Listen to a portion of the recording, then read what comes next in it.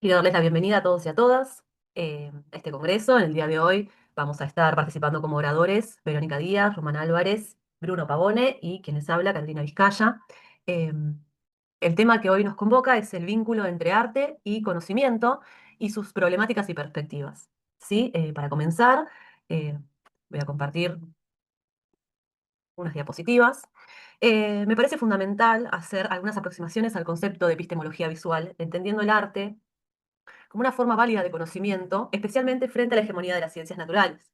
¿No? Cuando hablamos de epistemología, nos referimos a un campo de la filosofía que se ocupa de pensar la posibilidad de conocer, ¿no? Es decir, cómo conocemos, qué conocemos, cuál es la naturaleza del conocimiento. ¿Sí? Tradicionalmente esta reflexión estuvo centrada en el lenguaje verbal y en las ciencias, dejando en un segundo plano otras formas de producción de saber, como las imágenes o las manifestaciones artísticas. Em, A partir de esta pregunta, que vamos a tener a continuación, ¿cuáles son las condiciones para decir que el arte es un conocimiento válido? Vamos a hablar de un autor, un teórico, Gerald Kinkle, que plantea, o sea, quien dice que propone otra mirada, una mirada diferente. Él plantea que las imágenes también pueden ser portadoras de conocimiento y que tienen una lógica propia para comunicar ideas, teorías, saberes. Es decir, que las imágenes no solo ilustran y acompañan un discurso, sino que piensan por sí mismas y generan comprensión y conocimiento propio. ¿Sí? Pasamos a la siguiente diapositiva. Su teoría está, su planteo está bajo 5 ejes. Eh, Él nos ayuda a entender cómo se construyen las relaciones entre este conocimiento, ¿no? Y lo basa en estos 5 ejes que vamos a ver a. El primero de los ejes que él nos plantea es el giro icónico, donde en las últimas décadas hay una vertiente, hay un giro para preguntarse qué es una imagen, cómo piensa una imagen. Se trata de darle mayor relevancia a lo visual como una forma legítima de conocimiento, no solo como representación. Pensemos, por ejemplo, desde Latinoamérica, que lo visual trabajó como una forma de memoria colectiva y de identidad, ¿no? Por ejemplo, si pensamos en los murales, en México, o todo lo que tiene que ver con el arte rupestre que se fue eh, encontrando a lo largo de los años. Entonces, pensemos en este sentido que es una imagen, que hay más allá de una imagen, ¿no? Y esto se fue dando en las últimas décadas. El segundo eje, muy interesante también, habla de diferenciar imágenes epistémicas e imágenes ilustradas, ¿no? Lo que hace Klinke es decir que las imágenes ilustradas acompañan un texto, por ejemplo, pero las imágenes epistémicas contienen interpretación, conceptualización y sentido. Es decir, son capaces de expresar pensamientos y generar conocimiento, no solamente pura y exclusivamente representación. El tercer eje, ya es un poquito más complejo, habla del problema de la representación y la tradición filosófica, ¿no? Teorías que el autor sugiere rever, o sea, repensar. Por ejemplo, cuando hablamos de Platón, que el arte era una copia del mundo sensible, y a su vez la copia del mundo sensible es una copia de las ideas, perdón, y a su vez es una copia del mundo de las ideas, lo que va a decir Klinke es, no es que es doblemente alejado de la verdad de una imagen, sino que el arte no solo representa, sino que también produce conocimiento a través de una imagen. Podemos acceder a ideas y no solo a apariencias. ¿Sí? El cuarto eje, estamos ahí, retoma el papel de la ilustración, menciona autores como José Renois y visualiza el proceso creativo del artista como una formación de imágenes mentales ideales. ¿No? Esta cuestión de que, por ejemplo, el arte moderno rompe con la idea en sí.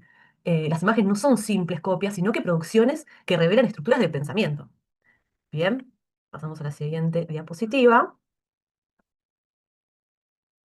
El quinto eje, que habla de las imágenes mentales, la percepción visual y la representación cognitiva, nos lleva a una pregunta interesante. ¿La imagen mental es un mapa visual interno o una estructura de pensamiento? Las investigaciones actuales en neurociencia lo que nos van a decir o lo que nos muestran es que lo que vemos o incluso lo que imaginamos implica un proceso cognitivo complejo. ¿Sí? En este sentido, la producción visual actúa como una mediadora entre lo interno y lo externo, entre el pensamiento y lo que expresamos. ¿Sí? Em, por último, Klinke señala los problemas del ojo, la mente y el centralismo visual y advierte que las imágenes no solo ilustran, sino que piensan de otra manera. Tienen otra lógica visual, distinta a la lógica del lenguaje verbal, mientras que las palabras se organizan en estructuras lineales, las imágenes muestran relaciones y conceptos de modo simultáneo, y muchas veces revelando algo que el lenguaje no llega a decir, ¿no? Sobre todo si lo pensamos hoy con el arte moderno y lo que tiene que ver con la vida virtual, las redes sociales, donde el mundo se está volviendo prácticamente visual, ¿no? La importancia de las imágenes y su construcción de conocimiento y de sentido. Entonces, si retomamos la pregunta inicial, ¿puede el arte Ser considerado un conocimiento válido, la respuesta sería en tal caso sí, en la medida que comprendamos que conocer no es solo explicar con palabras, sino ver, imaginar, representar y crear, ¿no? El arte desde una perspectiva, desde esta perspectiva, no se opone a la ciencia, sino que amplía nuestro modo de conocer el mundo. Eh, bueno, de esta manera voy finalizando mi presentación y paso la palabra a mi colega Verónica Díaz, quien nos va a hablar de las condiciones para que exista el conocimiento en el arte. Muchas gracias, Carolina. Excelente tu exposición. Hoy quiero invitarlos a reflexionar sobre una pregunta fundamental. ¿Puede el arte producir conocimiento al igual que las ciencias? Durante siglos hemos concebido al arte principalmente como una manifestación estética, una experiencia de belleza o emoción. Sin embargo, el arte también puede pensarse como una forma de conocimiento capaz de revelar verdades, generar pensamiento crítico y movilizar nuestras formas de comprender el mundo. La epistemología como campo filosófico estudia los fundamentos, límites y condiciones del conocimiento. Tradicionalmente se ha vinculado a las ciencias, pero en las últimas décadas se ha ampliado para incluir otras formas de saber, entre ellas el arte. Pensar una epistemología del arte implica reconocer que el conocimiento no se limita a lo lógico ni a lo verificable, sino que también puede ser sensible, corporal, efectivo y simbólico. El arte conoce a través de la experiencia la percepción, el cuerpo y la emoción. Para considerar el arte como una forma de conocimiento debemos identificar las condiciones que lo hacen posible. Tiene que haber una intencionalidad expresiva. El arte comunica, representa o sugiere significados, incluso cuando no son explícitos. Tiene que haber una producción de sentido. Cada obra genera múltiples interpretaciones, nos invita a reflexionar y nos devuelve con preguntas. Tiene que haber una experiencia estética y es muy importante el contexto sociohistórico. Toda obra pertenece a una época y a un sistema simbólico que la condiciona y le da sentido. Así el arte no solo representa la realidad, sino que la construye y la interroga. Desde Aristóteles y Platón, la representación se entendía como la mímesis, es decir, la imitación de la realidad. Sin embargo, las teorías contemporáneas, desde la crítica cultural hasta el postestructuralismo, han transformado este concepto. Hoy sabemos que la representación no es una copia, sino una construcción simbólica. El sentido nunca está fijo. Cada obra abre un campo de disputa, ambigüedad y multiplicidad. En la actualidad, el arte enfrenta desafíos epistemológicos significativos. Una es la descentralización del canon. Se cuestionan las narrativas eurocéntricas y coloniales. Hay una interdisciplinariedad. El arte se cruza con la filosofía, la antropología y la tecnología. Hay una crisis de representación. Emergen lenguajes no figurativos, digitales y conceptuales. Hay nuevas formas de circulación del arte, como en las redes sociales, la inteligencia artificial, que transforman el modo en que se produce y se interpreta el arte. Para ejemplificar cómo el arte produce conocimiento, veamos una obra del artista colombiano Fernando Botero, titulada La familia. En esta pintura, Botero representa una familia de la élite política, con sus características, figuras voluminosas, vestidas de manera elegante, ubicadas en un entorno oficial. A primera vista, la escena parece una representación inocente e incluso humorística. Sin embargo, desde una lectura semiótica y epistemológica, la obra revela una crítica profunda al poder y a la hipocresía social. Los cuerpos exagerados no son simples deformaciones, son símbolos del exceso, de la ostentación y del abuso de autoridad. La estética de Botero, lo que él mismo llama el volumen de las formas, funciona aquí como un dispositivo de conocimiento crítico. El espectador, al observar la obra, no solo contempla una imagen, sino que es invitado a pensar en las estructuras del poder, en la corrupción y en la desigualdad social. Desde la epistemología del arte, esta pintura no imita la realidad, sino que la interpreta y la reformula desde el lenguaje plástico. El conocimiento que produce no es científico ni verificable, pero sí reflexivo, simbólico y político. En palabras más simples, la pintura de Botero nos enseña a mirar críticamente el mundo y en este sentido nos ofrece una forma legítima de conocimiento. Reconocer el arte como una forma de conocimiento nos obliga a salir del paradigma racionalista clásico y abrirnos a nuevas formas de pensar y sentir.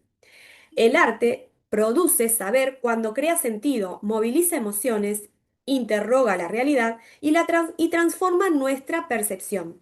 Desde una epistemología crítica y situada, el arte es conocimiento no porque explique el mundo, sino porque lo hace visible, pensable y sensible. Muchas gracias. Bueno, para continuar con esta conferencia vamos a hablar un poquito de lo que es la semiótica en relación al estudio de la obra de arte.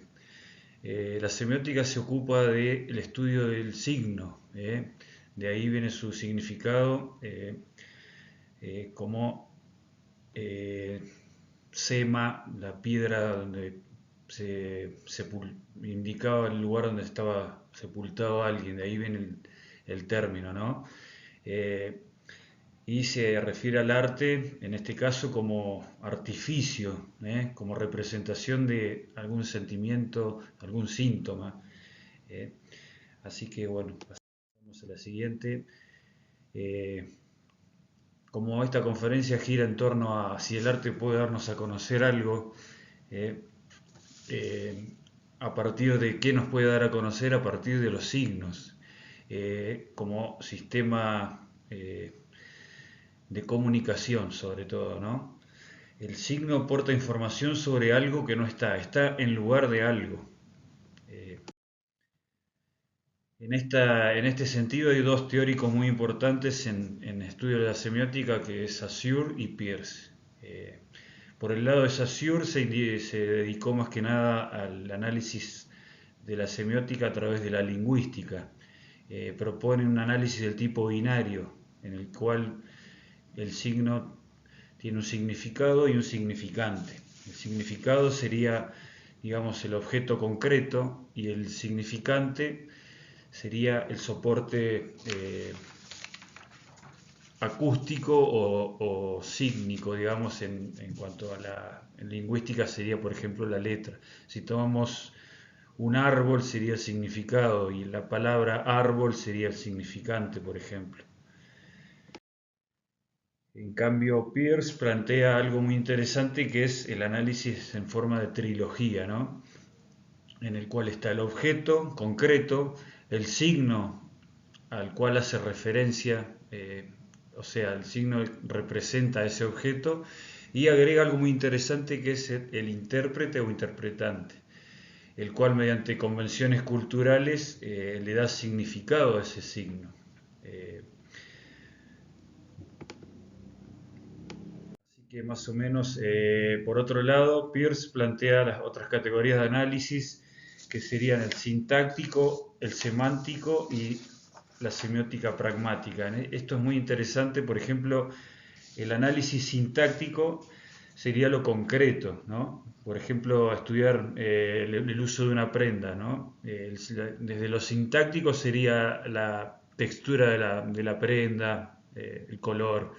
Desde lo semántico sería lo que significa el uso de esa prenda en un contexto social, digamos, distinto. Y desde la semiótica pragmática es cómo afecta a la realidad el uso de esa ropa. O, por ejemplo, ¿no? O en este caso, en la obra de arte sería, bueno, trayéndolo a Latinoamérica, por ejemplo, cómo representamos el arte acá, en esta parte del mundo, y con una mirada totalmente distinta a lo eurocentrista por ahí, o las obras de arte clásicas, ¿no? Entonces cada cultura comparte distintos códigos y desde la interpretación del signo. Por otro lado, Saussure hace un análisis muy interesante sobre el signo desde lo denotado y lo connotado, ¿no? Eh, Aquí sería, por ejemplo, lo denotado es el soporte, el significante, el signo corriente.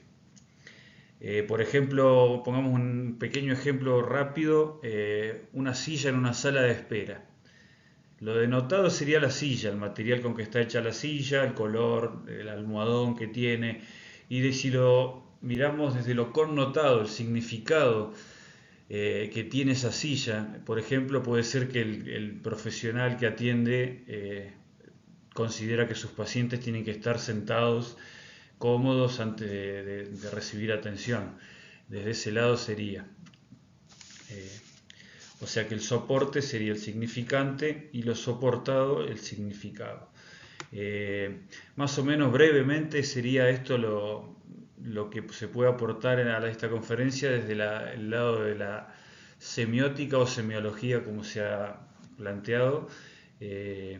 Da para mucho más el tema, pero bueno, el tiempo nos apremia, así que creo que más o menos pudimos desarrollar brevemente este tema que da para muchísimo más, sobre todo teniendo en cuenta las convenciones culturales, ¿no? Cómo se interpreta el arte acá, en Latinoamérica, muy distinto de la concepción que tiene la obra de arte y ha tenido desde Europa, por ejemplo. Ese es tema para otro análisis quizás mucho más extenso. Pero bueno, muchas gracias. Bueno, muchas gracias a mis compañeros por pasarme la palabra. En mi exposición abordaré el análisis y las propuestas realizadas por el historiador y teórico del arte Ernst Gombrich en su conferencia titulada 4 teorías sobre la expresión artística. La primera teoría que trabaja el autor es la teoría de expresividad artística en la antigüedad clásica, ¿sí? En la antigua Grecia, que el autor denomina como teoría mágico-médica por su similitud con los efectos que produce el arte a los efectos de los hechizos y los elixires que produce en quien los consume.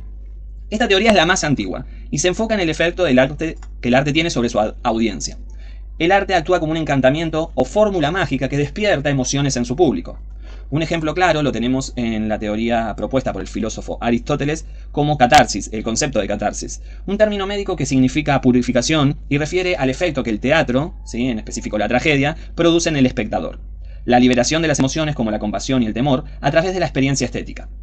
Al presenciar los eventos trágicos en la obra, el público experimenta estados emocionales de forma segura, lo que lleva a una purificación de las pasiones. También tenemos el caso de la música y las preocupaciones de Platón, en la necesidad de censurar música que ejerciera una influencia nociva en el alma. Y en el caso de la pintura tenemos los efectos de encantamiento que estas producciones producen en quien lo ve, que logra engañar tanto a animales como a humanos por igual. Tenemos anécdotas referidas por el autor de pájaros que pican las uvas de una pintura creyendo que son reales. Luego el autor trabaja la teoría de expresión artística en el Renacimiento. Acá lo que ocupó principalmente el interés fue la capacidad del arte en reflejar o retratar las emociones, ¿sí? El artista ahora debe estudiar la expresión de las emociones con el fin de poder retratarlas de forma convincente, en forma sensible, en el lenguaje artístico que oficia. El concepto central en esta teoría es entender el arte como artificio de elaboración que busca suscitar en el espectador las emociones que retrata. La expresión es entendida como representación convincente de las emociones. En esta teoría, el artista debe ocupar el rol de ser un observador y estudiar constantemente el corazón humano y las pasiones, dolor, ira, alegría, Además, para poder reflejarla mediante signos externos como gestos o movimientos. Como ejemplo clave tenemos a Leonardo da Vinci en su obra Tratado de la Pintura, que señala que el buen pintor debe saber representar al hombre y a su mente a través de signos externos. También otro caso que tenemos es el del autor y dramaturgo William Shakespeare, que en una de sus obras famosas, Hamlet, el personaje habla de poner un espejo frente a la naturaleza. Luego pasamos a la teoría de expresión artística, que corresponde al romanticismo. Acá esta teoría fue dominante a partir del siglo XVIII y traslada el énfasis del público a la sinceridad del creador. El arte es síntoma de las emociones, dicen, y la poesía es un rebosar espontáneo de sentimientos internos. La obra se transforma en una comunicación y transmisión de sentimientos íntimos del artista al público, ¿sí? Lo importante entonces acá es la capacidad que el artista tiene de expresar sus emociones y la intensidad de estos sentimientos. Lo que se busca es la sinceridad, que el artista no imposte ningún sentimiento para la creación, sino al contrario, lo siente y al sentirlo use su obra como un medio de transmisión al público de estos sentimientos, ¿sí? El artista es comparado acá como una lámpara que ilumina el mundo con los destellos de sus sentimientos, de forma centrífuga, es decir, del interior al exterior, ¿sí? Y no importa su habilidad, como dije, ni su maestría, sino la intensidad de estos sentimientos. Como novedad podemos destacar que ni en la antigüedad ni en el Renacimiento el interés estaba centrado en el artista, sino lo que se valoraba era su trabajo. Ahora esto cambia en la teoría romántica. No importa tanto el trabajo del artista, sino su sinceridad a la hora de transmitir y a la hora de crear, y la necesidad de que estos sentimientos sean genuinos. Esta teoría entiende el arte como una comunicación de las emociones. Ahora pasamos a la teoría propuesta por el autor, la teoría centrípeta de la expresión artística. También denominada teoría del feedback o de la retroalimentación. Y sus fundamentos acá están en la constante interacción entre la forma artística y sus sentimientos, y los sentimientos del artista.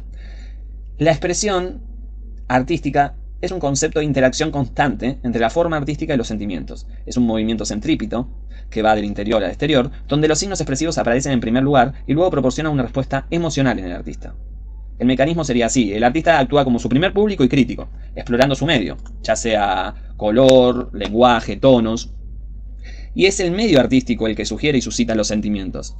En el caso de la poesía, por ejemplo, el lenguaje inspira al poeta.